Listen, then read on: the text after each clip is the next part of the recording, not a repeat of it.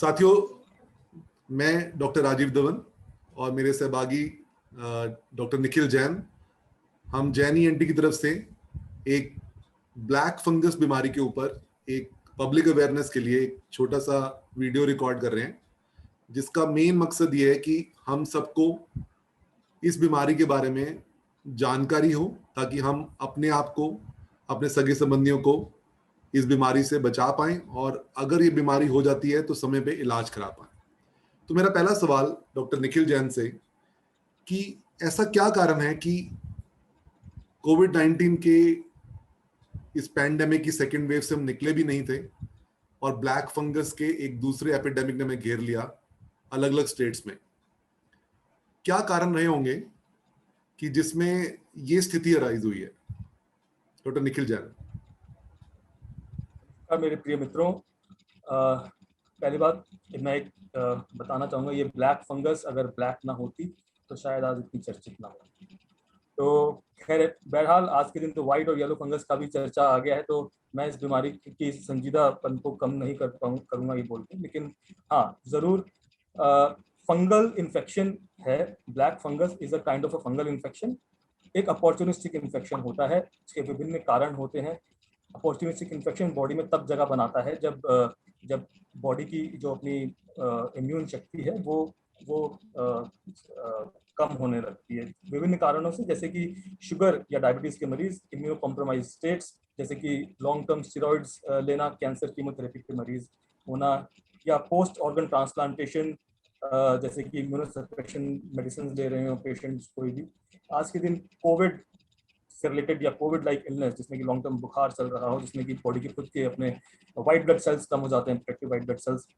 कई पेशेंट्स घरों पर ऑक्सीजन इनहेलेशन लॉन्ग टर्म पर चल रही होती है, या जिन्हें हॉस्पिटल में भर्ती कराया जाता है उनको हॉस्पिटल में लॉन्ग टर्म इनहेलेशन चल रही होती है, जो कि ह्यूमिडिफायर के थ्रू दी जाती है। तो ह्यूमिडिफायर में खुद मोल्ड्स होते हैं, फंगल मोल्ड्स होते हैं, जो कि संक्रमित हो जाते हैं जब मरीज एडमिटेड होते हैं, ऑक्सीजन इनहेलेशन चल रही होती है। तो एक बहुत बड़ा कारण है ये इस फंगस के फैलने का। साथ ही मैं डॉक्टर धवन से कहूँगा कि कैसे मरीज, क्या वो मरीज से सुनना चाहेंगे, कैसे मरीज प्रेजेंट होता है जब वो कहता है, जब उसके दिमाग में डाउट आता है कहीं ब्लैक फंगस तो नहीं हो गया है। Doctor Dhawan please come forward. Doctor Jain, बिल्कुल सही बोला आपने कि अगर हम कम शब्दों में बोल पाए तो कि ये जो स्टेरॉइड्स जो बहुत जरूरी दवा है और लाइफ सेविंग है, उसका भी कुछ इसमें कंट्रीब्यूशन है।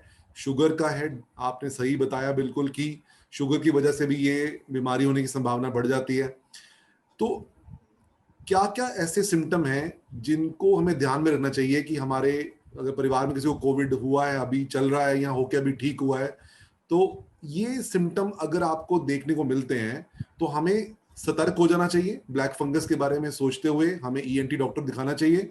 तो मैं आपको ध्यान दिलाना चाहूंगा ये सिम्टम किस तरह बन रहे हैं। पहली बात तो ये बीमारी नाक और साइनस से शुरू होती हुई ब्लड वेसल्स, जो खून की नलियां होती हैं, उनके द्वारा फैलती हुई हमारी आंख में और दिमाग में चली जाती है, और एक बार ये दिमाग में चली जाती है तो जानलेवा हो जाती है। आंख में चली जाती है तो हमें आंख निकालनी पड़ती है, तभी इस फंगस की सफाई हो सकती है। इसलिए इस बीमारी को शुरू में ही पकड़ लेना बहुत ही जरूरी रहेगा। तो इसके जो सिम्टम्स हैं उनको मैं ऐसे बांटूंगा, जैसे पहले तो नाक के सिम्टम। नाक में क्या सिम्टम होंगे? नाक बंद रहना, ऐसे नाक में ऐसा लगना जैसे मुझे जुकाम हुआ है, मेरा नाक बंद लग रहा है। नाक में खून मिला हुआ पानी आना, ऐसे लाल रंग का पानी आपके नाक से निकल रहा हो या ब्राउन कलर का पानी आ रहा हो नाक से। नाक में काले काले छिलके से बन रहे हो, आपकी नाक की बाहर की चमड़ी काली हो जाए, या आपके नाक के बगल में जो गाल है, क्योंकि गाल के नीचे भी हमारे साइनस होती है, उसकी गाल की चमड़ी में दर्द हो आपको, या गाल की चमड़ी में आपको स्किन में आपको सुनपन लगे, या उसका कलर भी काला हो जाए, तभी तो ब्लैक फंगस बोलते हैं इसको। ठीक है। आंख में क्या सिम्टम आएंगे? आंख में दर्द हो रहा है, आपको दो दिख रहे हैं, आपको धुंधला दिख रहा है, आपको आंख को दाएं बाएं हिलाने में आपको दर्द हो रहा है, या आपकी आंख के ऊपर की जो पुतली है वो नीचे गिर गई है, आंख सूज गई है, बहुत ज्यादा आंख सूज गई है। ये तो बहुत ध्यान रखने वाली बात है कि कोविड के पेशेंट को कोविड के दौरान या कोविड से भी ठीक हुए आपको आंख में ऐसे कोई सिम्टम नजर आए, या फिर बहुत सिर दर्द हो, बहुत सिर दर्द हो, आपको लगे मेरा पेशेंट ठीक हो गया था, 2-4 दिन घर रहा, फिर से उसकी हालात जो है वो ठीक नहीं लग रहे, वो फिर से वो कमजोरी महसूस कर रहा है, उसको दर्द हो रही है फेस पे या नाक में कोई सिम्टम आ रहे हैं, तो ऐसा कोई भी सिम्टम आने पे आपको अपने ईएनटी डॉक्टर को तुरंत बताना चाहिए, क्योंकि इस बीमारी की खासियत ये है कि अगर हम शुरू में पकड़ पाए और आंख हमारी इन्वॉल्व नहीं हुई या ब्रेन तक नहीं गई, तो हम मरीज को बचा सकते हैं दवाई से, ऑपरेशन से। मैं डॉक्टर निखिल जैन को रिक्वेस्ट करूंगा कि वो हमें इस बारे में बताएं कि जब मरीज ईएनटी डॉक्टर के पास आता है तो ईएनटी डॉक्टर इसको डायग्नोज करने के लिए क्या क्या चीजें करता है। जैसे कि डॉक्टर धवन ने कहा कि हमें मरीज जब बताता है कि उसको नाक की समस्याएं क्या क्या हैं, उसकी क्या स्किन चेंजेस आ रहे हैं, इन सब चीज़ों को मद्देनजर रखते हुए हमें एक थॉरो ईएनटी एग्जामिनेशन की ज़रूरत है, जिसमें कि हम मरीज की नाक जो है पूर्णतः चेक करते हैं। नेजल एंडोस्कोपी का इसमें बहुत बड़ा रोल है। तरीके से हम अंदर से जब दूरबीन से देखते हैं तो हमें काला चिकट रेशा दिखता है या क्रस्टिंग दिखती है, खून से लिप्त रेशा दिखता है कई बार, और जनरली नाक के मध्य हिस्से में ज़्यादातर हमें ये दिखता है। तो नेजल एंडोस्कोपी एक बहुत ही इंपॉर्टेंट चीज़ है जो कि नॉर्मली आमतौर पर बाहर से देख के हम कई बार नहीं बता पाते। साथ ही अगर हमें कुछ कालापन या कुछ ऐसा बलगम या कुछ दिख रहा है तो हाथ के हाथ हम उस पर स्वैब ले लेते हैं। ठीक उसी प्रकार जैसे कि हम आरटीपीसीआर के स्वैब लेते हैं, ऐसे एक स्वैब नाक में अंदर डाल के हम उसको कल्चर के लिए भेज देते हैं, जस्ट टू नो कि ये फंगल एग्जैक्टली क्या है। विभिन्न विभिन्न प्रकार के फंगस होते हैं, 4-5 प्रकार के होते हैं। तो उनमें से जो जाइगो माइकोसिटिस है, जो म्यूकोरेल्स है, जिसके बारे में हम चर्चा कर रहे हैं, वो हमें डायग्नोज करना होता है टू से कि हाँ ये ब्लैक फंगस।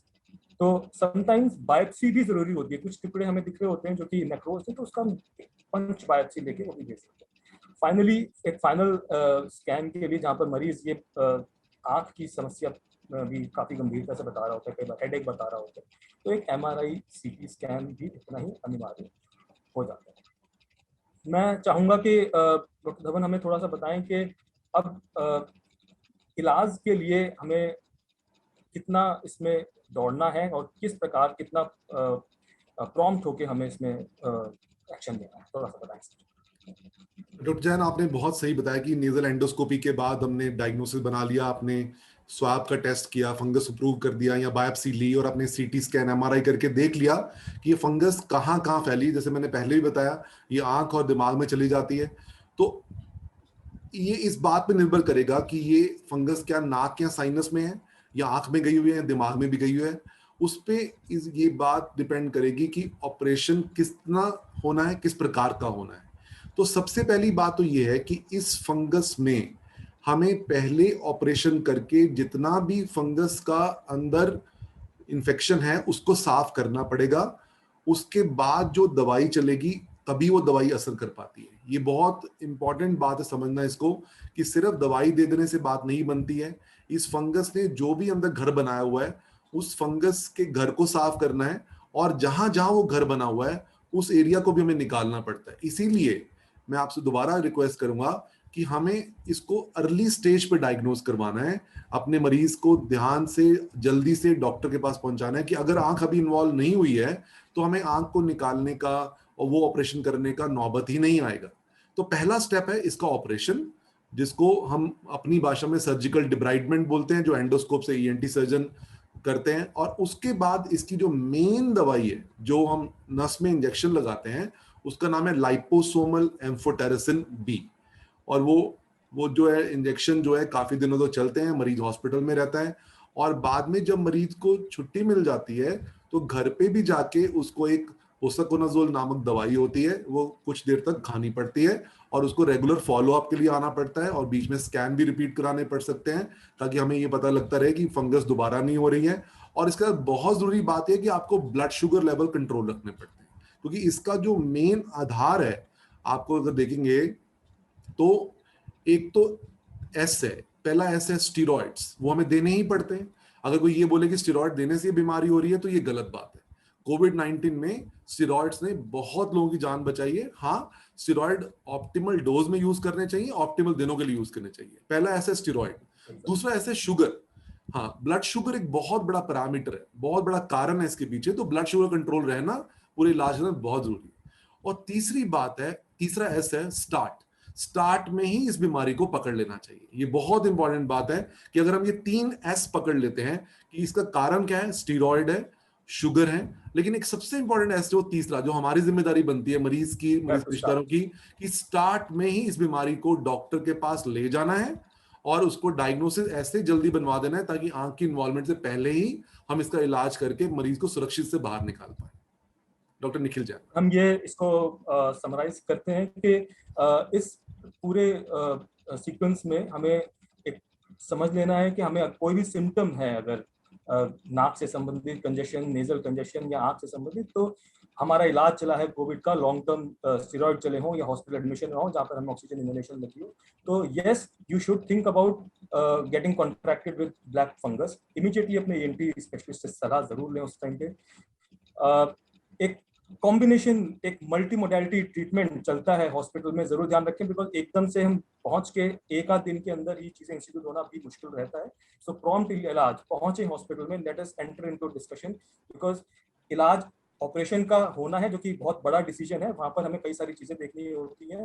मरीज ऑलरेडी कोविड से बाहर आके चुका है या जो भी अन्य उसमें परिस्थिति में जो भी रहा है, इम्यूनो कॉम्प्रोमाइज स्टेट में रहा है, तो इलाज मल्टी मोडालिटी डिस्कशन के तहत ही शुरू होता है, जिसमें कि एक पर्याप्त समय हमें चाहिए होता है। तो as soon as you face any confusion, immediately contact your ENT surgeon, who can immediately give you some good legible solution.